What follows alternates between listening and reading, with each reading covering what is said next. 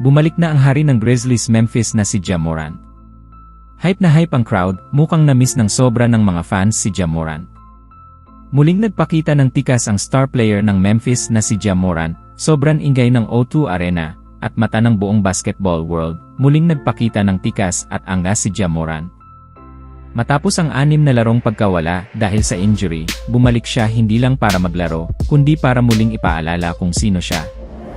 At sa kanyang pagbabalik, isang mensahe ang malinaw, handang bumangon muli ang Memphis Grizzlies. Pinangunahan ni Ja Morant ang Memphis sa dominanteng 126-109 panalo kontra Orlando Magic, sa kauna-unahang NBA regular season game sa London mula pa noong 2019. Nagtala si Morant ng 24 points at 13 assists, sapat para kontrolin ang laro mula umpisa hanggang dulo. Sa first half pa lang, ramdam na ang impact niya, 20 points at 10 assists, parang hindi siya galing sa injury. Hindi nag-iisa si Morant sa pagbuhat. Jock Landale ay solid din sa ilalim na may 21 points at 8 rebounds, habang si Jaren Jackson Jr. ay nagdagdag ng 17 points.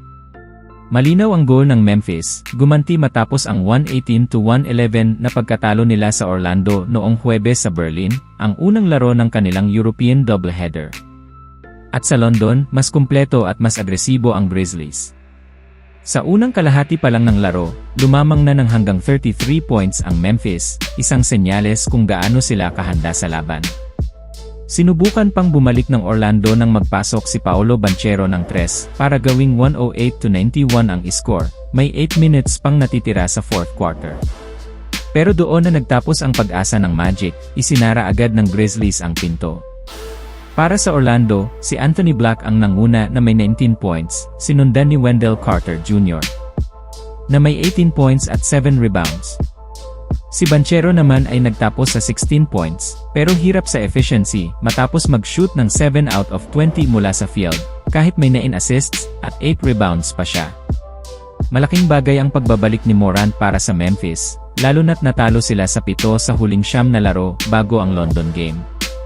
Kahit may minutes restriction, ayon kay Coach Tomas Isalo, naglaro si Morant ng 28 minutes, sapat para baguhin ang takbo ng laro at ang kumpiyansa ng buong koponan. Dagdag pa rito, bumalik na rin sa aksyon si Franz Wagner para sa Orlando matapos ang 5 linggong injury, at nagtala ng 14 points.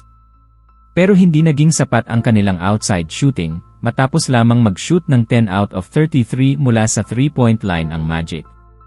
Ang laban sa O2 Arena ay ang ika-10 NBA regular season game sa London, simula noong unang ginanap ito noong March 4, 2011. At mukhang mas lalo pang lalawak ang global reach ng liga, nakatakda pang magdaos ng 2 regular season games sa Europe sa 2027 sa Paris at Manchester, at sa 2028 naman ay sa Paris at Berlin. Sa gabing ito sa London, malinaw ang isang bagay. Bumalik si Ja Morant at bitbit niya ang lakas at angas ng Memphis Grizzlies.